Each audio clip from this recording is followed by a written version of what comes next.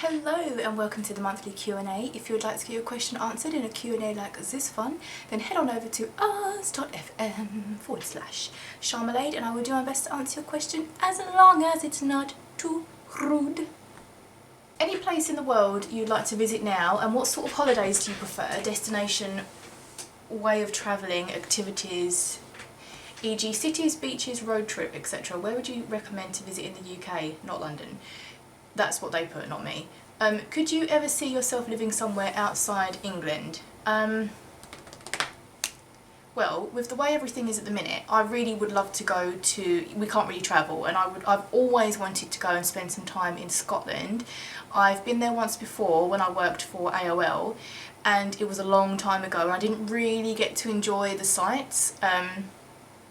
And I also would just love to spend like a month there to really soak up the weather, because I love rain. I just love it so much. I find that here and like in Kent, I'm in Somerset now, sometimes it can just be grey and the weather doesn't want to make a decision, it just wants to be garish, and it really affects me. I think I get like SAD, but when it's raining I'm like, oh my god, I love it so much. The inspiration that I get from rain, it makes me feel so many different things. It makes me want to create, it makes me want to read, it makes me want to write, it makes me want to be cozy, it makes me want to drink hot chocolate, it makes me feel so content. So I'd love to spend a long period of time in Scotland. My dad and Ian say that they could definitely see themselves living somewhere like Mallorca, which is where I would usually go for like my annual holiday. But I couldn't live in a really hot country. I couldn't do it. I really hate getting hot. It really annoys me. And I get rosacea, which is like my cheeks just get red when I smile. Like I always look like I'm blushing all the time. It's really annoying. So I have to use like really heavy makeups. And imagine wearing, girls, imagine wearing, you know, like the full face, full coverage foundation in a hot country, and you're just like, oh, I just want to have like free skin, but then I'll just like a tomato 24/7. I really want to go to some neighbouring countries as well in the EU, and I really want to go to Ireland. My mum went there when I think I was about 13 or 14, and I had she got me a ticket and everything, but at that time I was going through a bit of a rough time, and I had gone to live with my dad and I changed schools and I ended up not going, and I would love to go to Ireland. I think it looks absolutely lush, and I like doing lots of walking. I'm not like a sun, sea, sand, beach kind of girl.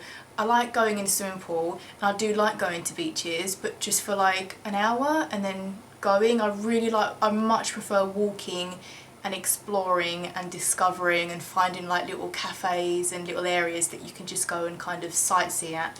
But I don't like heights, so I'm not good with, you know, mountainous areas, and Somerset is so hilly, and I can just about walk up we've got a big hill behind our house, I can just about get to the top of that without my knees seizing up. But then we've got another landmark here in Somerset called Clay Hill.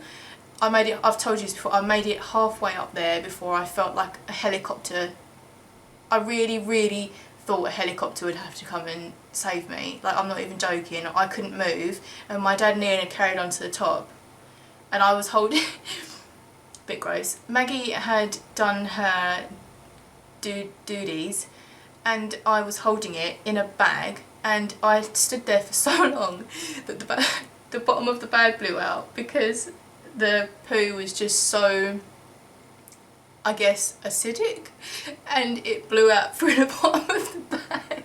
And I remember, like, when eventually I did get down to, I bet I'm going red, when I went down to the bottom of the hill, I looked at the bag and I was like, the bottom of the bag's gone because the poo's come out of it, because I was stood so long on this hill just stranded. What is the most interesting thing you have in your purse wallet? I don't actually own a purse or a wallet. I have my phone, and as you can see, it comes in like this thing, like I guess it looks like a wallet, and then you open it up and it's got all my little bits in it, and I'd say, let's see, what have I got in here? What's the most interesting thing I've got? Some stamps, first class,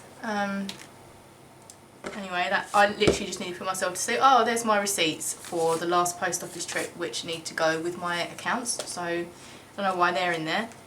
I have got something that I wrote out recently. I don't know if you guys do this, but I'm in a lot of phone app game teams.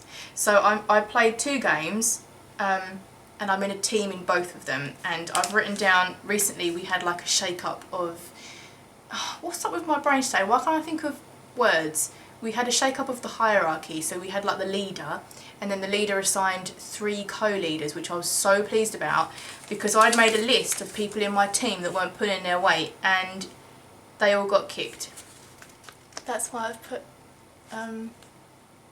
crosses through their names, because they had been carried for a very long time and were getting free quest rewards and stuff like that, and it was really getting my goat. What else is in here? What's this? Oh, my driving theory test certificate is in here so that I don't ever forget it when I eventually take my test. What's this? Oh my god, look. That's mental. Oh, good times. What's that? Oh my god, this is what my Auntie Anne wrote out for me. I don't know if you can see this, but it's it's all about the horoscopes and astrology. She's an astrologist. She's really, really interesting lady to talk to. Last time I saw her, I was just absorbing her energy and her information. Like, she is a font of knowledge when it comes to stuff, and I love it. I love anything to do with that. What's this? Oh, look. Can you see it? By the way, this is going to sound really gross, right? But I'm sorry if my nails look a bit, you know, darkened. But I got myself, this is completely off topic, I got myself some new hair stuff. It's a hair mask, and you use it on every wash, and it's dark green, and it dyes your hands and it gets under your nails and everything, but it just takes the red out of your hair. Look, I'm going really red, like really orange for some reason. I don't know why. Aren't I supposed to be going grey? What are the things that one should do before go to sleep? Don't do anything that I do before you go to sleep. I'm the worst. I sit on my phone, I watch loads of TV, I literally play games, come off my computer, play games in bed, watch TV. But to be fair, like, I suffer really, really bad with sleep. I have a cycle. It's like a 6-month on, 6-month off, where I sleep fine and then it 180s and I sleep really bad. Like, I can't get to sleep until early hours of the morning. Thank God, touch wood, right now I'm on like the nice part where I'm able to just get to sleep, but I've never been able to sleep really well. I generally live off about 4 or 5 hours a night, and that seems to be okay, but I'm generally pretty tired. Which one would you rather have? A lifetime of nightmares every night, or a lifetime of it being almost impossible to even fall asleep no matter how tired you are? To be fair, I've experienced both of those things. I have nightmares a lot, and I used to have this thing where it was a few years ago now, but I used to have like I think they called it a night terror, but like every time I'd fall asleep I'd have a really unpleasant feeling of like the flight feeling, like fight or flight, and I'd get the flight. But I used to have really bad dreams, and so because it got to a point where I was like, I'm terrified of going to sleep because of the way it's making me feel and of the content of my dreams, I was just trying to stay awake all the time until I was so exhausted that I would just fall asleep. Do not recommend. It's horrible. But then I always see things like that as just phases, and I know that my mind talks me into that all the time, so I know that it's not a permanent thing in my life, and it will just pass at some point. Why do girls love taking selfies in bathrooms of coffee shops, restaurants and similar facilities? Why not? Good lighting? Have you ever visited a place where it made an emotional impact on you? How did it make you feel? I'm not sure if I've been to a specific place. I feel like I'm really overlooking something.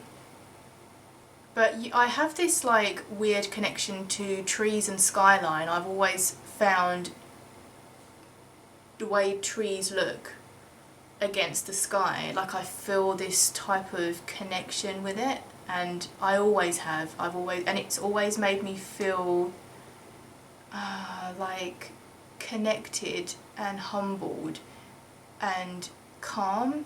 Like my dad has this thing with the sea. Every time he sees a big pool of water or the sea or a lake or a river, he wants to get in it. He has this feeling that he just wants to immerse himself in it. And I wonder if it's a similar thing to what I feel with trees. Like I see them and I just wonder about their story. I know that sounds really weird, but it makes me feel a certain type of way to look at trees, especially when it's you know, like a completely crisp blue sky and a rich brown big branched tree, and you can everything is so crisp. There's something about it that's just incredible. It resonates with me. Anyway, that is it for this month's Q&A. If you'd like to get your question answered in a Q&A like this one, then head on over to ars.fm/Sharmalade and I will do my best to answer your question as long as it's not too rude.